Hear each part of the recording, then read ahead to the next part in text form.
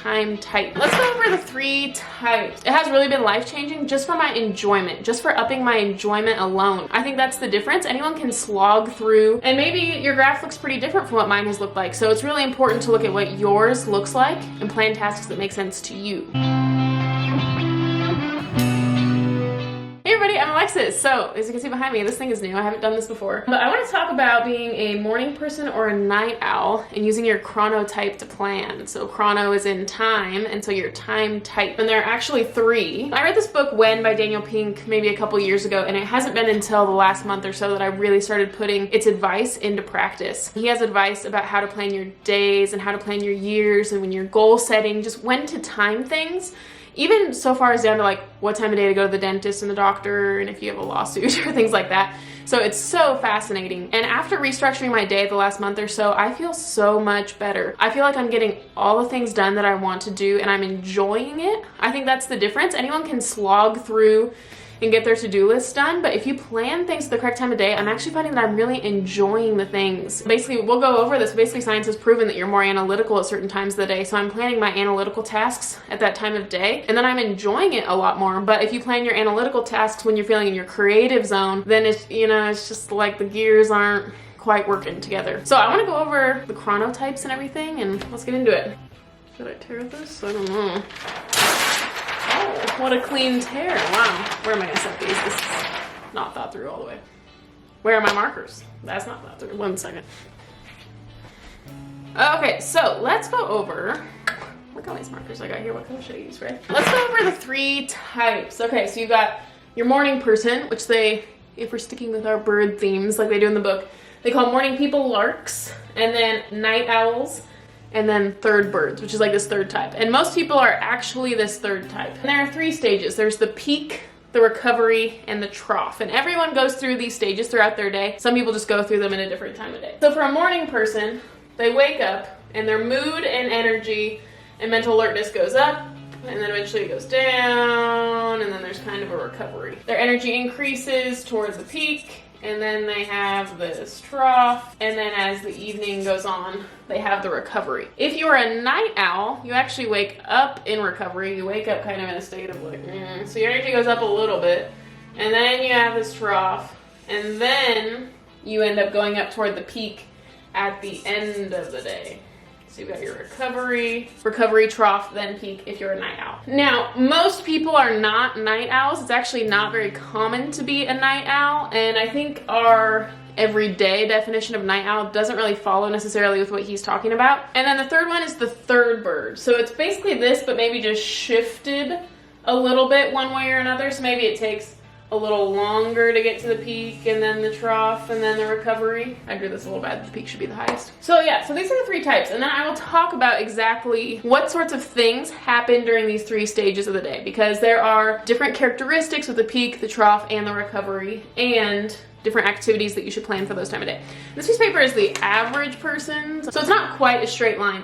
But basically the peak is usually around noon, and then in between like noon and 4 o'clock is when it goes down, and then at about 5 o'clock, you start increasing again. Also, another interesting thing is that this changes throughout the years of your life. So like little kids tend to be very larkish, very morning person. As you get to your teenage years, that's the most of a night person you'll probably ever be throughout your life, and that continues on until you're about 22. Then most people end up being like these 3rd birds, and then when you get into like your 50s and 60s, you get more like a lark again when you're older, so you become more and more of a morning person. So first let's figure out which one you are. I mean, let's get down to the definitions of these. So the first way to find your type is to actually track it, which is what I did. So if you go on Daniel Pink's website, which I will have linked in the description, he has this daily when tracker. So you basically go through, and every 90 minutes you write down on a scale of 1 to 10 how mentally alert you feel and how energetic you feel.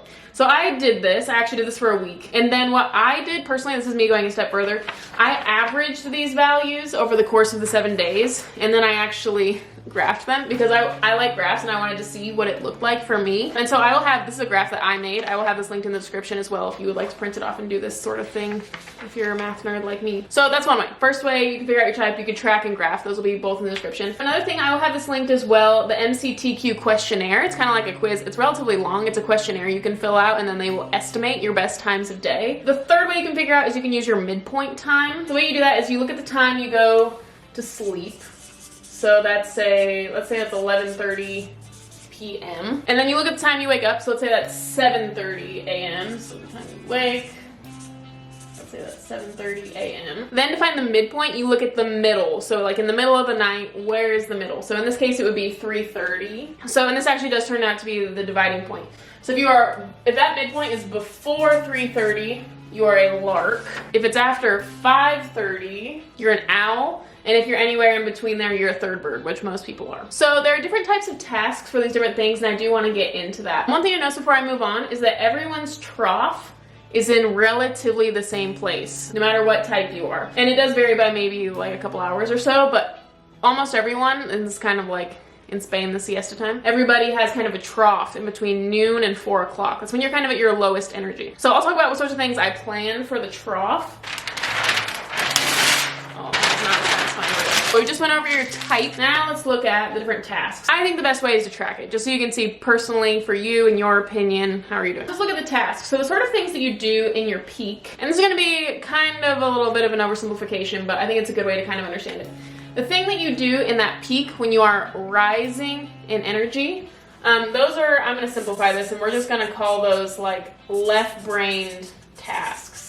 Analytical tasks, if you want to perform well, high performance, you want to get first impression, if you want to be very decisive, you will be most decisive during that time leading up to your peak. During the recovery, this is when you should do things, I'm going to simplify this, that are a little bit more right-brained.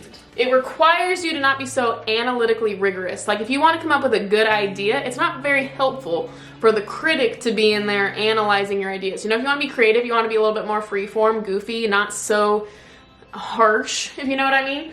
So this is where you plan more creative tasks, ideating. It's also best to learn during the left brain time, and it's actually interesting because most people are the larks or third birds and have their peak toward the beginning of the day. And actually a lot of people recommend that students take math at the beginning of the day, as a side note. Basically any like outside of the box thinking. So like, you know those puzzles, like there are riddles that will like try to trick you? It's actually best to do those during the recovery time. And then there's the trough, and I would just say during the trough, you do things that require no brain. Things you could do on autopilot that you do not really need your brain to be present for. These are things like entering data in a spreadsheet. Basically things that you don't really care about your performance, you do during the trough. So for me personally, I don't use my brain that much when I'm working out. And so I like to plan workouts during the trough. And he actually at the end of the book talks about best times to work out for your different preferences. Like if you really care about form and like if you're really meticulous about that, then it's actually better to do it during like your left brain time. For my purpose, I like to work out during the end of the trough, so it will boost my energy and kind of boost me into that recovery time a little bit faster. Now finally into the part where you figure out what time to schedule these things in. So this graph is kind of in general what mine looks like. So I wake up at 5 a.m., my energy increases all the way until about 11, and then my energy decreases, hits the bottom at 4, and then it goes up. And then I'm not really at a high level of energy until like 9 o'clock again. So at the beginning of the day, this is when I plan my left brain things. This is when I want to be a high performer, high achiever, when I want to be analytical, when I want to be very decisive. So I start working, so I get up at 5:30, and then I get to a coffee shop at 6 a.m. And from 6 a.m. to 7 a.m., I work on YouTube stuff. So I want to be decisive, so I work on that then. YouTube, I might work on editing, scripting. If I'm doing mindless editing, that's not a bad thing for the trough. But when I want to work quickly, because it's the decisiveness, so whatever I want to work quickly on, I will do in the morning. And I tend to start with things that are most important to me in the morning. So like I work on YouTube in the morning, then I go to school all day because I'm a teacher. So I start with that, I start with my journaling, get my focus for the day. And it's also really important to structure breaks. So he says the optimum amount of time to work is 52 minutes, and then to take like a 15-20 minute break. So I kind of accidentally have structured my day like that. So I have about an hour from 6 to 7 that I'm working on this. And then I have a break where I change settings. So I was at a coffee shop, then I drive to my school. So there's kind of a break right here. It's good to have at least 2 breaks during the day. And after that break, then when I come into school, I've already been awake for a while. So my energy is increasing. I'm very decisive, get a lot done. I do not check emails during this time. I save that for the good old trough in the afternoon at school, like 1, 2 o'clock. That's when I'm checking my emails. So I have my break, Then throughout the day, I've got lunch, which is another break. Throughout that morning, that is when I want to be decisive as well. So I do any lesson planning for school. I do any lesson planning in the morning because I want to be very decisive. And then I have lunch. Then when I get into the trough, like 1, 2 o'clock, that's like I said, that's when I check my emails. That's when I do any grading, like if it's just mindless grading, entering it in the grade book. And then like I said, I do a workout from 3 to 4. Not every day, but every other day. I will do a workout from 3 to 4, and that's another good break during the day where I change my setting. I was at the school, then I go work out, there will be a break, and then I'll go home. So this workout, what that really does, because workouts really energize you, and it kind of jump starts me into that recovery. So if you have different goals, you might not want to plan a workout for that time, but for my goals, that's when I plan my workouts. And I feel so energized, and when I get home, I'm on another productive jump again. So I've got my productive jump here where I get YouTube and school done, and then I've got another kind of productive jump here. But in the evenings instead, that's when I'm feeling a little bit more creative, a little bit more bubbly, a little bit more goofy. So I like to hang out with friends during that time. If I hang out with friends during this left brain structured time, I just feel like the vibe isn't really as good as it could be. So this is when I will hang out with friends, you know, Garrett. Oh, I did forget to mention, I've been watching Gilmore Girls lately. So I will watch Gilmore Girls during that trough, because it's like, you know, you're not going to be productive anyways, and if I do want to watch an episode of Gilmore Girls, I might as well do it during the time where my brain's not functioning at its optimum. So yeah, that's when I'll hang out with friends, hang out with Garrett. And this is the time that sometimes I will plan new ideas for videos. So it's not set in stone, but I'll just have a little brainstorming session for what videos I would like to do, maybe just get my brain going. And then some morning when I'm back in my left brain mode, that's when I'll actually make the decisions and be decisive about it. And then he also said, so basically planning your day around this graph, make sure you plan in breaks, but then to also end on a high note. So I also try to end my weeks and my days by celebrating what I did well that day, because it's really hard to sustain productivity without having some wins. And I think in school they are really good about celebrating wins, either with grades or whatever it may be. But once you get out of school, it's a little bit hard to have wins. So it's really important to structure wins for yourself, to really reflect on like, wow, these were the 3 results I wanted today, and I got them done. These were the 3 most important results, and I did them. So structuring my day around this has been so, it has really been life-changing just for my enjoyment, just for upping my enjoyment alone, because during this time is when I naturally want to be decisive and analytical. So when I plan those things, then I'm like, wow, and I just feel like I'm really achieving everything I want to achieve. At night, this is when my brain naturally wants to be creative and a little less rigorous. And so when I hang out with friends, I feel like, wow, this is really what I want to be doing. When I didn't structure it this way, I just felt like I was not in the right mood. I would sit down to film a video and I was like, oh, I'm just not in the mood to do this. Because I used to plan my filming YouTube videos during this trough, and I didn't even realize I was doing that. But when I planned my YouTube videos during that trough, I would just sit down and be like, oh, I don't feel like doing anything.